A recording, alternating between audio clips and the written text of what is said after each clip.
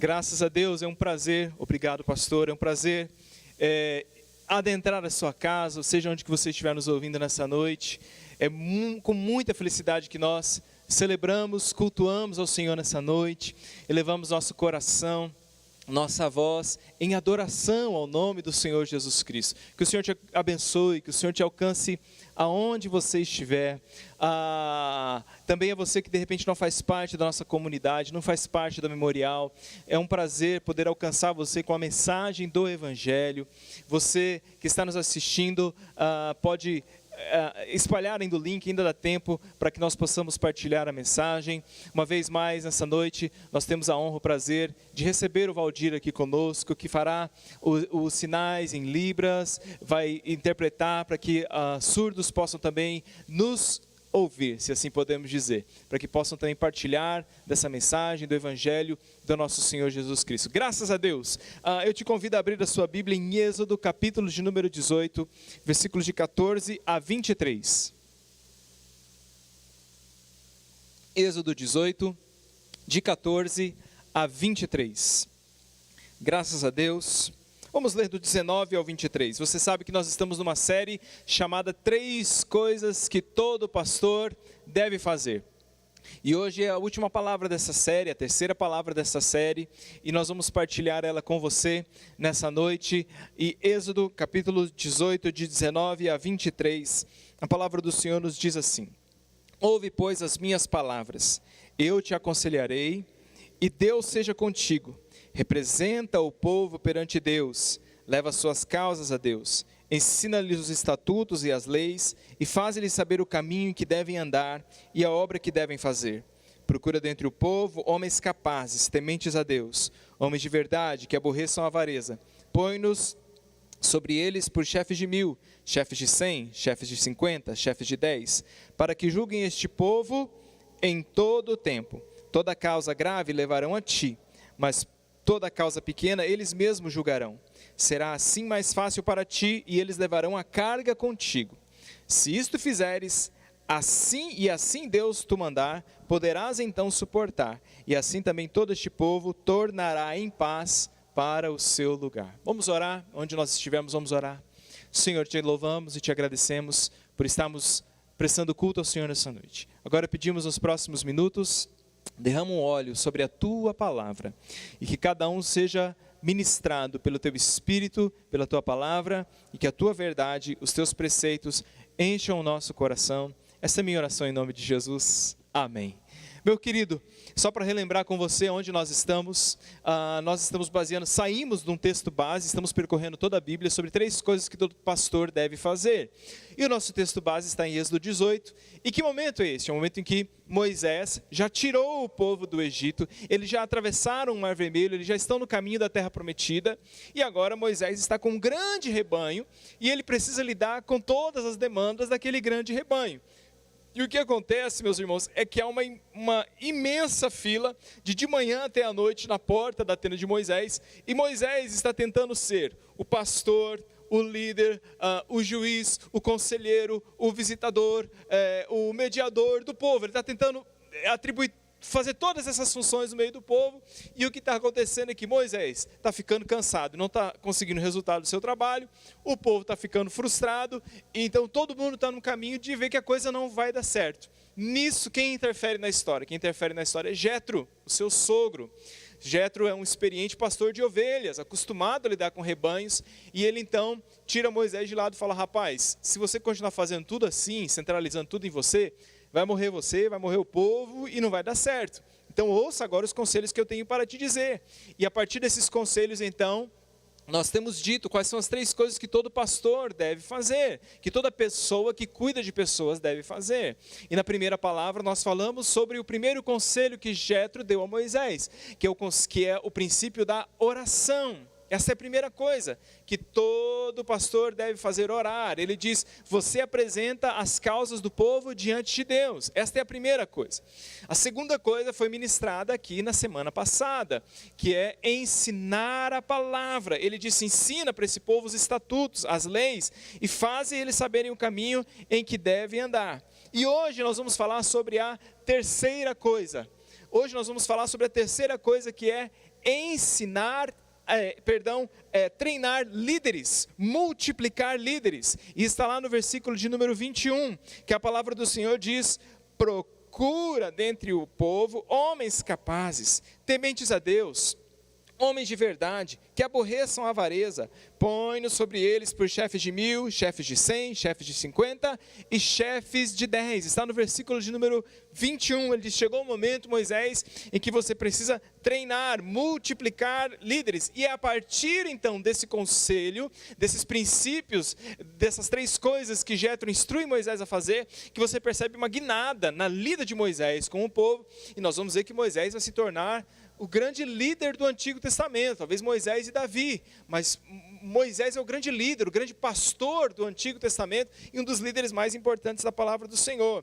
Então, quando nós olhamos por toda a Bíblia, nós vemos e nós podemos concluir sobre as 3 coisas, que Moisés fez as 3 coisas. Moisés orava, Moisés ensinava a palavra e Moisés multiplicava líderes. Isso está aí no texto de Gênesis capítulo 18.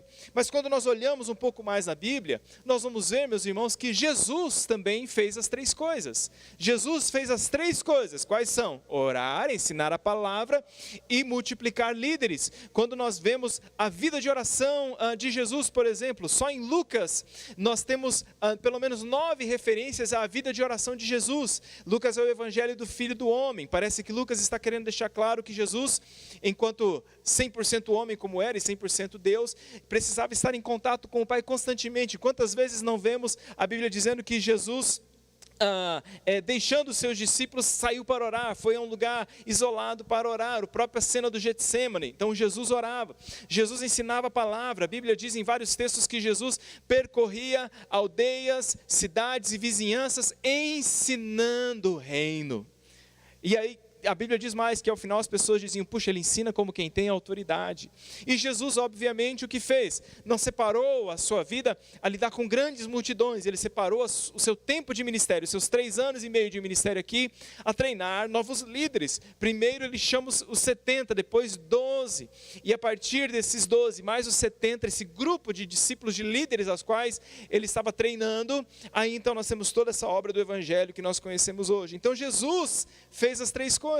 Olhando para a Bíblia, nós vemos Moisés fez as 3 coisas, Jesus fez as 3 coisas, os apóstolos fizeram as 3 coisas: orar, ensinar a palavra e multiplicar líderes. O texto de Atos 6, versículos de 2 a 4, não lembro se eu coloquei na tela para que você possa ver, mas se não, Atos 6, versículos de 2 a 4, acompanhem comigo o que o texto diz. Diz assim: então os 12 convocaram a comunidade dos discípulos e disseram: não é razoável, estão falando de si, dos apóstolos, que abandonemos a palavra de Deus para servir às mesas. Mas irmãos, escolhei dentre vós 7 homens de boa reputação, cheios do Espírito Santo e de sabedoria, os quais encarreguemos desse serviço. Ô irmão, só um parênteses aqui, você vê que o critério, né? 7 homens cheios do Espírito Santo, boa reputação, parece que era uma coisa normal assim na igreja. Não, escolhe aí os caras, cheios do Espírito Santo, cheios de sabedoria, certo? E quanto a nós, volta para os apóstolos, nós nos consagraremos à oração e ao ministério da palavra.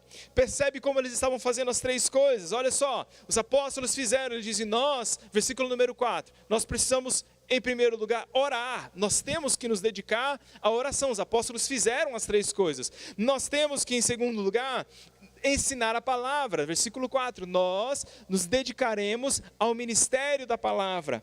Mas eles entendem que eles, para dar conta do rebanho, eles precisam agora mais, eles precisam multiplicar discípulos. Essa é a terceira coisa. Então, vamos escolher homens que vão cumprir a obra do ministério. E aqui nasce a diaconia, esse é o texto do nascimento da diaconia. Homens que nascem para servir as mesas, para cumprir o ministério, a fim de que o cajado pastoral permaneça na oração e no ensino da palavra. Mas é da função, é do coração do pastor de que ele precisa multiplicar discípulos. E aí, meus irmãos, sabe o que a Bíblia diz? Se você está com a Bíblia aberta, você vai ver que Deus abençoou aquela igreja, porque os pastores estavam fazendo tão somente aquelas 3 coisas: orando, ensinando a palavra e multiplicando líderes. O que acontece quando os pastores fazem aquilo que devem fazer? A Bíblia diz no versículo número 5, sequência do texto: o parecer agradou toda a comunidade. E elegeram Estevão, homem cheio de fé e do Espírito Santo, Filipe, Prócoro, Nicanor, Timão, Parmenas. Eu li com rápido isso aqui na Bíblia esses dias e eu achei assim, nossa, Timão e Palmeiras, está junto da Bíblia, mas não é, é Timão, é Timão e Parmenas, certo? Tudo bem, e eles eram amiguinhos, não brigavam por causa de futebol. Timão, Parmenas e Nicolau, prosélito de Antioquia, apresentaram-nos perante os apóstolos, e estes orando lhes impuseram as mãos. E o que aconteceu? Versículo 7, porque os pastores estavam orando, ensinando a palavra e multiplicando líderes. Versículo 7 de Atos 6, crescia a palavra de Deus em Jerusalém, e se multiplicava o número dos discípulos. Dá um glória a Deus, você que está me ouvindo aí. Glória a Deus! A igreja crescia e se multiplicava o número dos discípulos. Qual era o segredo, pastor? Os pastores estavam orando, ensinando a palavra e multiplicando discípulos. Quando a igreja entra nesse caminho com Deus, Deus abençoa a igreja. E hoje eu quero olhar com um pouquinho mais de calma a um último exemplo de alguém que fez essas três coisas. Moisés fez as três coisas. Jesus fez as três coisas. Os apóstolos fizeram essas três coisas. E hoje nós vamos ver que Paulo ensinou a Timóteo, um pastor, de que ele deveria tão somente fazer do seu ministério três coisas. Paulo ensinou Timóteo fez as três coisas. Timóteo deveria orar. Paulo disse a Timóteo em 1 Timóteo 2:1, antes de tudo, irmãos, em primeiro lugar, antes de tudo, exorto que se use a prática de súplicas, orações, intercessões, ações de graças, em favor de todos os homens. Timóteo, você é pastor, né? Você vai cuidar de gente. Em primeiro lugar, antes de tudo, oração. Ore, ore, ore, ore, suplicação de graças por todos os homens. Em segundo lugar, Timóteo, a palavra do Senhor vai nos dizer, ensine a palavra. 2 Timóteo 2,15, procura apresentar-te a Deus aprovado, como obreiro que não tem do que se envergonhar, que maneja bem a palavra da verdade. 2 Timóteo 4,2, eu não coloquei a referência aí, mas diz assim a palavra, prega a palavra. Prega a palavra, insta, quer seja oportuno, quer não, corrige, repreende, exorta, com toda longanimidade e doutrina. Timóteo, esquece de filosofia, sociologia, nada contra isso aí, irmãos, cada coisa tem o seu lugar, mas pastor tem que pregar a palavra. Palavra, que corrige, que orienta, que instrui, doutrina, Bíblia, é isso que você tem que fazer, Timóteo. Depois ele vai dizer, foge das discussões que a nada levam, foge das genealogias, dos devaneios, dos sofismas. Paulo vai dizer sobre tudo isso. Então ele está dizendo, Timóteo, você tem que fazer três coisas, cara, orar, ensinar a palavra, e ele vai dizer, você tem que multiplicar líderes. 2 Timóteo 2:2, olha o que a palavra do Senhor nos diz, e aquilo que da minha parte ouviste, através de muitas testemunhas, isso mesmo transmite a homens fiéis e também idôneos para instruir a outros. Paulo está dizendo, você tem uma prioridade, você tem que treinar outros, e aqui existem gerações. Deixa eu colocar esse versículo, que às vezes na horizontal a gente não pega a ideia toda. Deixa eu colocar esse versículo na vertical para você, eu pedi ajuda dos meus universitários, eu precisava de 3 pessoas aqui. 2, vem aqui pastora, por gentileza também, rapidinho. Pode abrir o foco rapidinho. Deixa eu mostrar para você o que Timóteo está dizendo. Pode ficar aqui. Vamos ficar em fila aqui. Hugo, Wesley, pastora, 1,5 metro de distância para o pessoal não brigar com a gente lá em casa, né? Um braço de distância, certo, meus irmãos? Tudo bem? Olha o que Paulo está dizendo no versículo que nós lemos, eu vou reler ele aqui para você. 2 Timóteo 2:2. O que da minha parte ouviste de muitas testemunhas, transmite a homens fiéis e também idôneos para instruir a outros. Volta aqui para nós. Então o que Paulo está dizendo para Timóteo? Paulo, você percebe que no discurso de Paulo para Timóteo tem 4 gerações? Ele está dizendo, o que você ouviu da minha parte, hoje eu nem vou me achar, eu sou Paulo. Tudo bem? Simples assim. Eu só não quero sofrer igual o Paulo sofreu. Muito bem. Então ele diz, o que da minha parte você ouviu, Timóteo? Que moral, hein, cara? Que moral. O que da minha parte você ouviu, então veio de mim para você. O que da minha parte você ouviu, você, Timóteo, transfere para homens fiéis. Aí agora também, hein? Demos uma moral. Transfere aí, põe a mão no ombro. Transfere para homens fiéis. Aleluia. Cibele está em casa, dá um glória a Deus, Cibele, na transmissão, para não ficar feio para o Wesley aqui, certo? Então, transmite, começou em mim, transmite para você. Você transmite a homens fiéis, e esse transmite a outros idôneos. E aí nós temos obviamente, a pastora está aqui, pessoas idôneas. Então, percebe o que Paulo está dizendo? Multiplica isso. Eu passei para você, Timóteo. Você passou para homens fiéis. Homens fiéis vão passar para outros homens idôneos. E assim, sucessivamente. E é assim que a gente tem que pensar. Você que me ouve, que está liderando um pequeno grupo, você que lidera uma equipe de louvor, você que lidera um ministério, você que qualquer cuidado pastoral que você tenha na sua vida ou sonha com isso, você que lidera o ministério de intercessão, você que lidera o ministério de boas-vindas na igreja, a comunicação, crianças, homens, mulheres, nós precisamos pensar como Paulo pensava. Eu preciso dizer, não é sobre eu fazer tudo, eu vou falar sobre isso daqui a pouco. Eu preciso ter em meu coração de que eu vou achar no Timóteo, e que Timóteo vai achar um homem fiel, e de que esse homem fiel vai alcançar pessoas idôneas, e assim a gente vai passando para frente, vai transmitindo a outros. E o que a gente está lembrando com isso? Que nós precisamos nos lembrar que nós estamos naquela corrida, e nós temos que passar o bastão do evangelho para frente. O bastão do evangelho não pode acabar em mim. Talvez seja esse o erro que nós vimos, por exemplo, na Europa, que a Europa hoje é chamada de uma sociedade pós-cristã. Então, uma sociedade onde o cristianismo foi forte por muito tempo, mas em algum momento líderes, talvez até mesmo os pais, falharam nesse processo de passar o bastão para frente. E nós, por que é que nós estamos pregando essa série de mensagens? Porque nós queremos acender um fogo no seu coração, para te dizer em nome do Senhor Jesus Cristo, passe o bastão da fé para frente. Passe, o evangelho é geracional. O nosso Deus é o Deus de geração em geração. É o Deus de Abraão, nem estou me achando hoje, ó. Já citei Paulo, agora eu sou Abraão. É o Deus de Abraão, de Isaac e de Jacó, e assim vai, e Deus vai fazendo. Depois Jacó veio José, e depois vieram outros. E nós precisamos transferir isso para frente, passar isso para frente. Paulo tinha isso muito claro no seu coração. Ele dizia, Timóteo, você viu o que eu fiz com você? Passe isso para frente. Obrigado, gente. Só queria demonstrar a glória a Deus pela vida de vocês. Que Deus abençoe, e que cada um de nós guarde essa palavra no seu coração hoje à noite. Paulo está dizendo, passa para frente. Por isso eu quero te dizer, você que está aqui, mesmo que você ainda não lidere nada, e eu quero te dizer, quem é o Timóteo da sua vida? Quem é a pessoa fiel que você está treinando, que você está capacitando, que você está dizendo, não pode ficar em mim?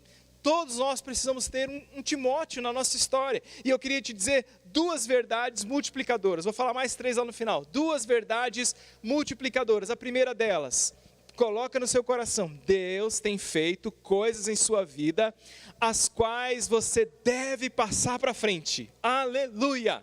Meu irmão, Deus tem feito coisas na sua vida, você sabe disso. Deus opera na vida de todos, Deus não opera só na vida de uns, Deus opera na vida de todos. E Deus tem feito algo na sua história, no seu particular, na sua jornada de oração, na sua leitura da palavra, na sua experiência de vida, coisas que estão em você que não podem morrer em você, que tem que ser passadas para frente, que a gente tem que trazer para outras pessoas. Você pode dizer assim, mas eu sou uma pessoa comum, eu sou uma pessoa ordinária, né? Eu sou uma pessoa do normal, do cotidiano, mas eu quero te dizer, todos nós, somos pessoas ordinárias que servimos a um Deus extraordinário. Aleluia! Aleluia, eu sou uma pessoa ordinária, que serve um Deus extraordinário. Então ache alguém e passe isso para frente. Segunda verdade multiplicadora, que eu quero te dizer nessa noite é que existem pessoas fiéis à nossa volta, esperando para serem discipuladas. Paulo está dizendo, eu Paulo, passei para você, Timóteo, e você passa para homens fiéis. Paulo tem certeza que à volta de Timóteo tem gente fiel, e eu quero te dizer, meu querido irmão, nessa noite, tem gente fiel em volta de você, tem gente fiel em volta da sua casa, tem gente fiel no seu pequeno grupo, tem gente fiel no seu ministério, tem gente fiel nessa igreja, e tem gente que está esperando que alguém encoste nele, comece a discipulá-lo, e comece a multiplicá-lo, e comece a ensiná-lo verdades sobre suas vidas. Você diz, pastor, não tem gente perfeita. Sim, não tem gente perfeita, mas Paulo não falou de gente perfeita, Paulo falou de gente fiel. Gente perfeita não tem, mas gente fiel a Deus tem sim. Os homens fiéis nem sempre são as pessoas que estão prontas. Às vezes a gente quer colar em alguém que a gente acha que já está pronto. Muitas vezes os fiéis não são os prontos, são os apaixonados, são os dispostos. Muitas vezes os fiéis, os homens fiéis, não são os óbvios. Às vezes a gente fala, aquele cara fala bem, aquele cara toca bem, prega bem, tem as habilidades, então é óbvio, é ele que eu vou discipular. E Deus muitas vezes não pega as pessoas de destaque, não pega o óbvio. O pai da nação de Israel não tinha linhagem nenhuma. O pai da nação de Israel criava gado. Abraão morava numa terra idólatra, em Ur dos Caldeus, uma pessoa improvável, a qual Deus chamou e fez dele o pai da grande nação. O melhor rei de Israel não tinha linhagem real, o melhor rei de Israel não era primogênito, o melhor rei de Israel não era aquele que todo mundo olhava em casa e falava, esse menino aqui vai dar certo na vida. O maior rei de Israel, que era Davi, era pastor de ovelhas, a última das profissões, preterido por seu pai e por seus irmãos. Os discípulos de Jesus, que a gente enche a boca para dizer, Pedro, não é assim, João, os discípulos de Jesus já haviam sido preteridos nas escolas rabínicas da época, eles já haviam sido deixados de lado, alguém já tinha dito para eles, vocês não servem, eram pescadores, eram galileus, mas foi a partir desses homens, a partir dos desprezados, a partir dos improváveis, que Deus fez grandes coisas. Grave o que eu vou te dizer hoje à noite, Deus é grande o suficiente para usar os fracos e os humildes, a fim de revelar a sua glória e o seu poder. Aleluia! O Deus a quem servimos é grande o suficiente para usar fracos e humildes, a fim de revelar a sua glória e o seu poder. Deus usa os loucos para confundir os sábios. Deus usa os fracos para confundir aqueles que são fortes. É isso que Paulo diz em 1 Coríntios capítulo 1, de 26 a 29. Duas verdades que você tem que ter no seu coração. Tenha isso no seu coração, tem algo na sua vida que você pode passar para frente. Tem gente à sua volta esperando para ser discipulada, esperando para ser multiplicada. E Paulo já havia dado esse ensinamento na carta que escreveu à igreja que Timóteo pastoreava. Paulo tinha dado um ensinamento para Timóteo a respeito de como a igreja caminha bem, de como a igreja vive bem, de como ela anda nos princípios de Deus, quando o pastor entende que tem que ter oração, que tem que ter ensino da palavra, mas que tem que ter a multiplicação dos discípulos. E aonde ele deu esse ensinamento? Na carta que ele escreveu aos Efésios, em Efésios capítulo 4, versículos 11 e 12. Só para que você saiba, Timóteo era o pastor da igreja em Éfeso. Então essa carta foi mandada, chegou às mãos de Timóteo para que ele lesse na igreja. E no versículo 11 e 12, a palavra do Senhor diz assim: Ele mesmo concedeu uns para apóstolos, outros para profetas, outros para evangelistas e outros para pastores e mestres, com vistas ao aperfeiçoamento dos santos, para a obra do ministério, para a edificação do corpo de Cristo. Paulo está demonstrando para Timóteo como uma igreja caminha, como uma igreja se posiciona da maneira correta, como as engrenagens funcionam da maneira correta, e como ela cresce, como ela se multiplica. Deixa eu colocar mais uma vez o versículo na vertical para você, para a gente entender o raciocínio de Paulo. Olha o que Paulo está dizendo para Timóteo. Paulo está dizendo assim, ele concedeu pastores e mestres. Pode colocar para mim, por gentileza. Ele concedeu pastores e mestres. Para quê? Acho que é a próxima, querido. Isso. Para que ele concedeu pastores e mestres? Com vistas ao aperfeiçoamento dos santos. Para quê? Para a obra do ministério. Para quê? Para a edificação do corpo de Cristo. Vou repetir. Deus concedeu pastores e mestres com vista ao aperfeiçoamento dos santos, para a obra do ministério, para a edificação do corpo de Cristo. Agora eu quero te dizer algo que talvez vai incomodar os seus ouvidos no primeiro momento em que você ouvir isso. Mas no ensino de Paulo a Timóteo, não é papel dos pastores fazer a obra do ministério. No ensino de Paulo a Timóteo, vou adocicar mais essa frase, não é papel só dos pastores o cumprir a obra do ministério. O papel dos pastores, falando hoje de multiplicação de líderes, é aperfeiçoar os santos, para que os santos cumpram a obra do ministério. Isso é ser pastor. Ser pastor não é fazer tudo.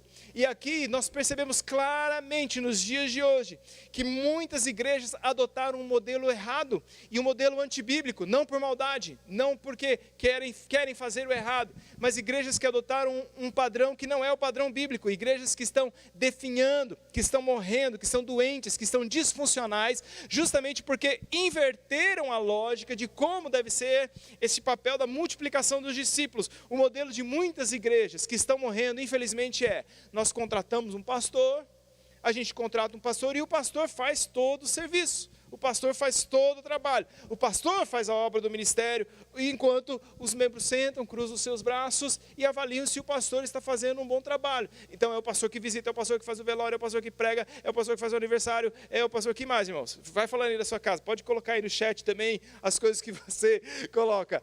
O pastor faz isso, o pastor faz aquilo, o pastor daqui, o pastor está lá. E nós não estamos negando o trabalho, irmãos, de maneira alguma. É o ministério, a gente sabe disso. Mas não é só o pastor. Não é só o pastor. O pastor prega, o pastor aconselha, ele faz o velório, ele faz a visita no hospital. Eu coloquei aqui algumas coisas. Então, nesse ponto, o pastor é um contratado que faz tudo. E os santos, eles não estão em ministério. Os santos estão avaliando o trabalho do pastor. Nesse momento, os santos não são mais doadores de si para a obra do ministério. Nesse momento, os santos são consumidores do serviço do pastor.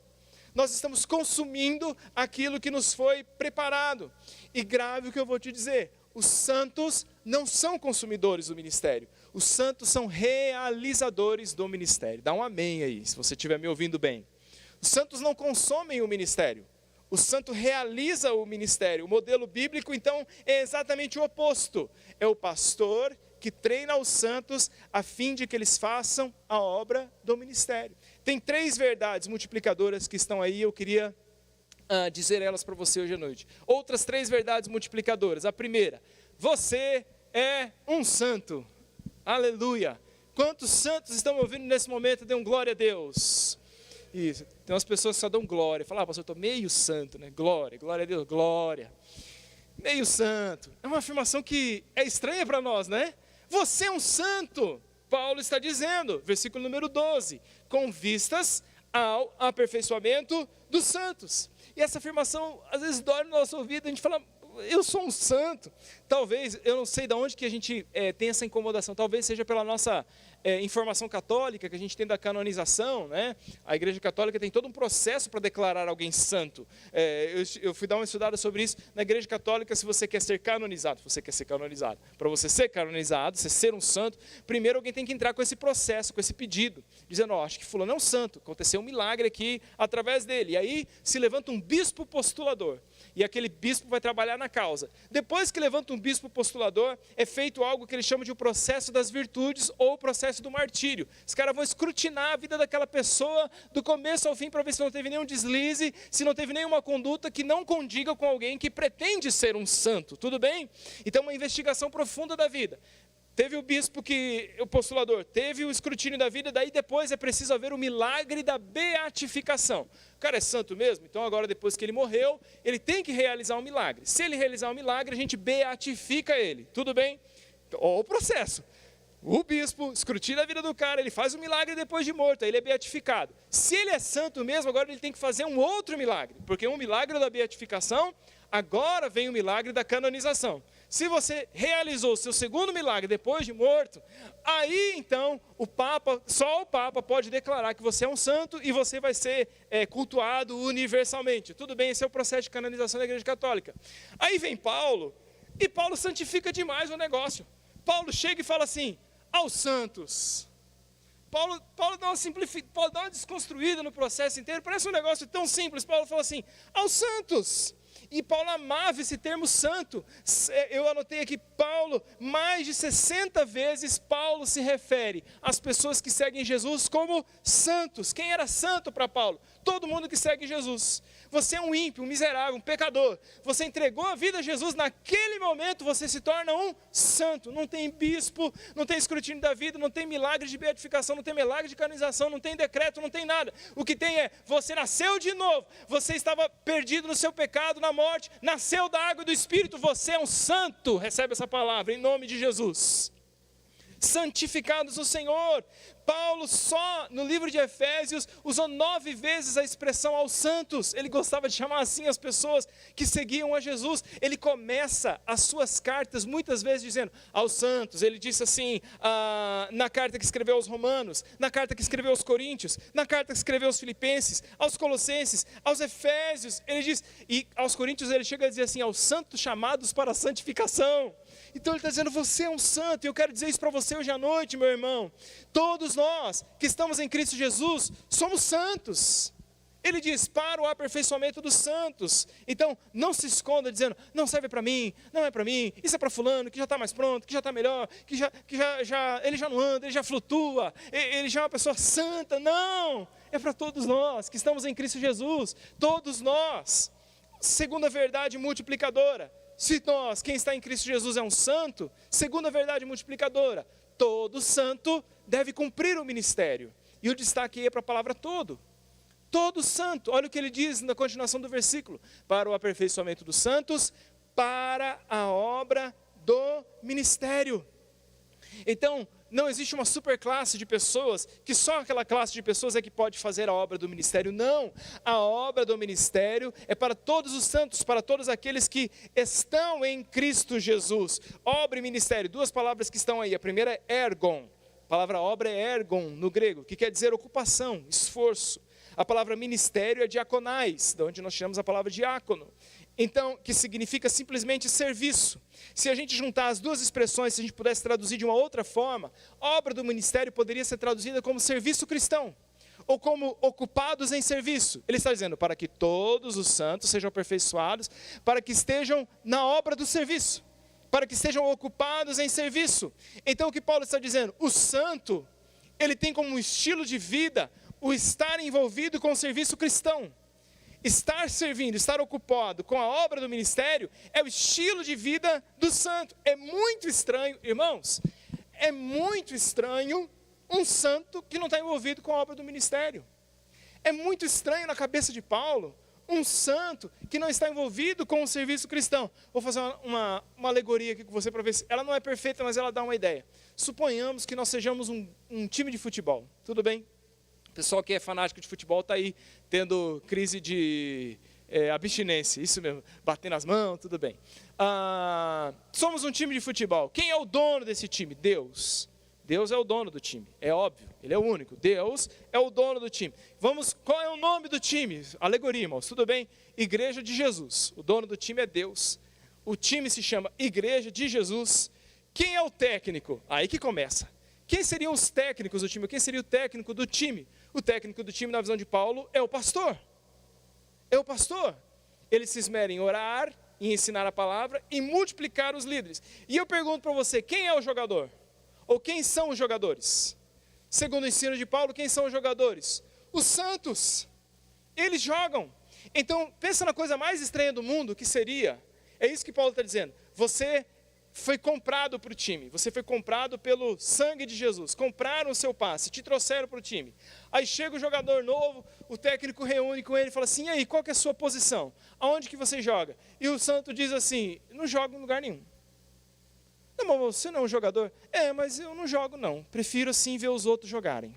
Assim, até eu quero assim, gosto, legal, vou vestir a camisa do time, mas assim, na hora do jogo eu não vou entrar em campo, eu vou sentar lá na arquibancada, e se todo mundo fizer a parada legal, eu aplaudo, falo, glória a Deus, o louvor estava bom, glória a Deus, as cadeiras estavam arrumadinhas, glória a Deus, está tendo cesta básica, glória a Deus, a palavra está bacana, glória a Deus, tem pequeno grupo, glória a Deus, tem isso. Agora, se fizer errado, eu sou o primeiro a cornetar, está pregando demais, está muito longo, os argumentos não estão bons, não gostei de tal pequeno grupo, não gostei da música, não, infantil não serve para mim. Então eu sou um jogador com o uniforme comprado pelo sangue de Jesus do lado de fora, que não quero estar no serviço cristão, que não quero desempenhar o dom e a habilidade que Deus me deu, e ainda fico do lado de fora cornetando os outros que estão fazendo. Não estou dizendo que é o seu caso, mas também não estou dizendo que não seja o seu caso. Mas você percebe o quão estranho seria isso? Se chegasse um jogador que dissesse, não, eu não jogo, sou jogador, mas não jogo. É a mesma coisa a gente dizer, sou santo, mas não sirvo na obra do ministério. Sou santo, mas não quero estar engajado com nada. Sou santo, mas não quero estar engajado no serviço cristão. Essa palavra aperfeiçoamento, que está traduzida aí, tem a ver com colocar as coisas no lugar. Tem a ver quando a pessoa saiu uma junta do lugar e se colocava ela. Então você torceu alguma coisa que te mobiliza, que deixa um movimento ruim, e você vai lá e coloca ela no lugar. E aí a partir daquele momento o corpo volta a funcionar da maneira que deveria funcionar. Então um santo que não se envolve com a obra do ministério é uma junta fora do lugar. É um joelho que não quer andar, entendeu? Ou o joelho que não quer andar. Falou, e para subir o degrau? A outra perna sobe. mas não, peraí, me ajuda aí. Mas você é o joelho, você tem que fazer a sua parte. Então, não quero. É o dedão, irmãos. Nós somos, já pensou se o seu dedão declarasse, não, eu faço parte do corpo, mas eu não quero fazer a minha parte. Olha o trabalho, irmãos. Olha o trabalho para segurar um copo d'água, uma coisa simples. Você fala, mas eu sou só o dedão. Você é fundamental. E nós precisamos entender de que o nosso lugar não é a parte do serviço cristão. Nós temos que estar envolvidos em alguma coisa do ministério. Você pode ser policial, advogado, você pode ser enfermeiro, você pode ser médico, professor, engenheiro, seja qual for a sua ocupação, aquilo que você fizer. Mas nós temos um lugar de serviço no corpo de Cristo, que cada um de nós precisa fazer. Isso é chamado de sacerdócio universal dos crentes. Esse foi o objetivo da reforma, que cada pessoa pudesse orar diretamente a Deus, pudesse ter acesso à palavra e pudesse desempenhar o ministério, o serviço cristão. Terceira verdade multiplicadora: o ministério dos santos faz a igreja crescer e multiplicar. O ministério dos santos faz a igreja crescer e multiplicar. Diz o versículo 12, para a edificação do corpo de Cristo. Sabe qual é o sentido, um dos sentidos dessa palavra edificar no original? Um dos sentidos da palavra edificar é para dar o crescimento. Então, quando o corpo está bem ajustado, quando toda a junta está certinha, o que vai acontecer? O corpo vai ser edificado e a igreja do Senhor Jesus vai crescer. Você que nos ouve nesse momento, você deseja que a Batista Memorial cresça mais para a glória de Deus? Diz amém. Amém, eu quero, e isso está nas nossas mãos. É o envolvimento de cada santo trabalhando, servindo ao Senhor. Quando os santos cumprem a obra do ministério, a igreja cresce em quantidade e a igreja cresce em qualidade. Ela cresce nos dois vértices, ela cresce horizontalmente, ela cresce verticalmente. Ela cresce em qualidade e ela cresce em quantidade. A igreja de Jesus, irmãos, começou com 120 pessoas no cenáculo. 120 pessoas, e 70 anos depois, a igreja de Jesus já tinha aproximadamente 1 milhão de pessoas. Em 70 anos saíram de 120 para 1 milhão. Como é que eles fizeram isso? Treinando pessoas, treinando e capacitando, dizendo, você tem que fazer a obra do ministério, pregar, ensinar as pessoas, aconselhar, amar, se envolver com a causa do evangelho. Saíram de 120 para 1 milhão, quando cada cristão se multiplica na vida de outros. E quando a igreja segue o plano de Deus, a igreja que segue esse plano de Deus, que cada pessoa, cada discípulo se vê como um santo. Cada santo sabe que tem o seu lugar na obra do ministério. Cada santo sabe que o seu trabalho é aquilo que faz a igreja crescer. Ela vai crescer como? Paulo vai dizendo depois, ela vai crescer em unidade, até que todos cheguemos à unidade da fé. A igreja vai crescer em maturidade. A homem perfeito, maturidade, próxima, a homem perfeito à medida da estatura completa de Cristo. A igreja vai crescer em estabilidade, para que não sejamos mais meninos inconstantes, levados em roda por todo o vento de doutrina. A igreja vai crescer em amor, antes seguindo a verdade em amor, e a igreja vai crescer em vitalidade, irmãos, aleluia, segundo a justa cooperação de cada parte, ele efetua o seu próprio aumento. Nós, servindo a Deus, nos engajando na obra do ministério, entendendo que é conosco, que pastores precisam multiplicar discípulos, e esses discípulos se envolverem com a obra do ministério, a igreja vai crescer em unidade, em maturidade, estabilidade, amor e vitalidade. Quantos querem fazer parte de uma igreja assim? Digam aleluia. Eu quero fazer parte de uma igreja assim, que cresce em unidade, maturidade, estabilidade, amor e vitalidade. Parece que Timóteo ouviu muito bem aquilo que Paulo lhe ensinou, porque Timóteo é o pastor da igreja em Éfeso, uma das cidades que eram de maiores trevas espirituais naquela época. Nas ruínas de Éfeso você encontra milhares de templos pagãos a outros deuses. A cidade não cooperava para a pregação do evangelho, mas ele vai estabelecer ali talvez a maior igreja da Ásia daquele tempo. E não só isso, a igreja de Éfeso vai plantar a igreja de Esmirna. A igreja de Éfeso vai plantar a igreja de Tiatira. A igreja de Éfeso plantou a igreja de Filadélfia. A igreja de Éfeso plantou a igreja de Pérgamo. A igreja de Éfeso plantou a igreja de Sardes. Conhece essas igrejas, também conhecidas como as 7 igrejas do Apocalipse? Todas elas multiplicadas a partir da igreja que estava em Éfeso. A partir de um coração de uma comunidade que entendeu que pastores devem orar, ensinar a palavra e multiplicar discípulos. E que esses discípulos têm que cumprir a obra do ministério. O corpo, irmãos, o corpo de Cristo não pode encolher. A igreja do Senhor Jesus, quando caminha segundo os seus princípios, ela nunca enfraquece e ela nunca diminui. A igreja do Senhor Jesus não encolhe. A igreja do Senhor Jesus avança e cresce. Aleluia! A igreja do Senhor Jesus avança e cresce, não porque tem 200 pastores à frente do rebanho, não, mas porque tem um exército de santos que estão desempenhando a obra do ministério e estão servindo pessoas. Eu sou um só, um pastor é um só, vou usar a minha figura, mas tem outros pastores nessa casa, mas eu sou um só. E quando eu estou pregando, uma pessoa só está pregando. Quando eu estou liderando, uma pessoa só está liderando. Quando eu estou testemunhando, uma pessoa só está testemunhando. Mas a nossa comunidade, a nossa igreja, hoje ela tem pouco mais de 1000 membros. Então, imagine, irmãos, se ao invés de 1000 fizerem, se 1000 estiverem falando, 1000 pessoas estarão pregando, aleluia. Se 1000 pessoas estiverem liderando, haverá 1000 pequenos grupos, aleluia. Se 1000 pessoas estiverem servindo no ministério, os ministérios se tornarão 1000 vezes mais fortes, mais efetivos para a glória de Deus. É isso que acontece. O que é mais, irmãos? 1 ou 1000? O que é mais? 1 ou 1000? Nós precisamos abraçar essa causa. Não existe outro caminho. A igreja que não ora é uma igreja onde não há poder. A igreja que não ensina a palavra é uma igreja onde não há verdade e santificação. E a igreja que não multiplica seus líderes é uma igreja que morre quando o pastor morre. Mas esta não será a verdade da Batista Memorial. A verdade da Batista Memorial será essa que está projetada aí para você. Essa será uma igreja de oração. Diz amém? Esta será uma igreja de oração. E nós teremos o poder de Deus. Esta será uma igreja que vive a palavra. E aqui será um lugar de verdade e santificação. E esta será uma igreja que vai multiplicar discípulos. Aleluia! E aonde existe multiplicação de discípulos, existe salvação. Aleluia!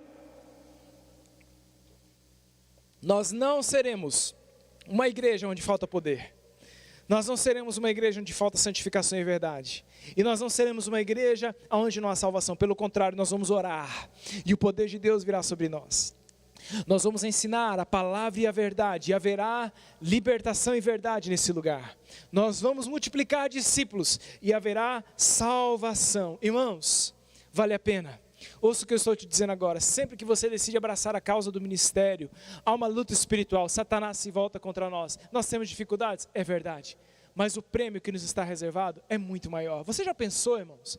Um dia nós vamos estar no céu. Um dia nós vamos estar no céu. Eu e esse grupo de irmãos meus que está aqui hoje à noite, você que está me ouvindo, nós vamos chegar no céu. E um dia nós vamos estar lá. E você já pensou nisso?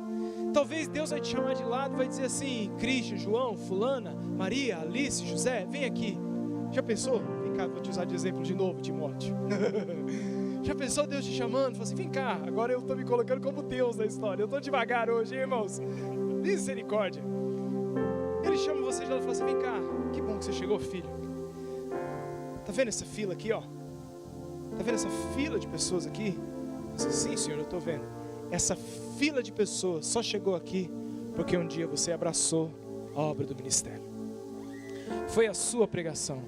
Ah, mas é Deus, é o Espírito Santo. Sim, irmãos, mas Deus usa pessoas. Os anjos queriam anunciar e não podem, é nosso privilégio. Foi naquele dia que você decidiu abrir a sua casa para um pequeno grupo, lembra? Você plantou uma semente, lembra do João e da Josefa? Lembra deles? Eles foram embora. Só que Deus plantou a semente neles, que você plantou neles. E eles ganharam muitas pessoas. Tá vendo esse monte de gente que está aí atrás? É fruto de você que abraçou a obra do ministério. Ô irmãos, sério mesmo, eu quero chegar no céu assim. Eu quero dizer: Senhor, valeu a pena me multiplicar em outras pessoas. Irmãos, Deus não mudou. Hugo, Deus não mudou, cara.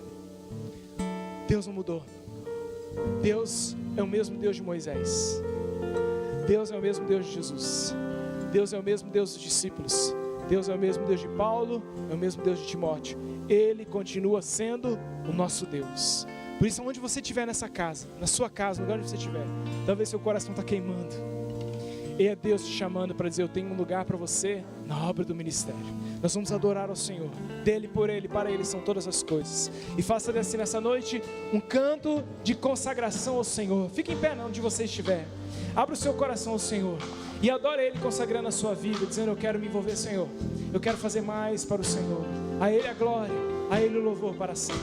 Aleluia.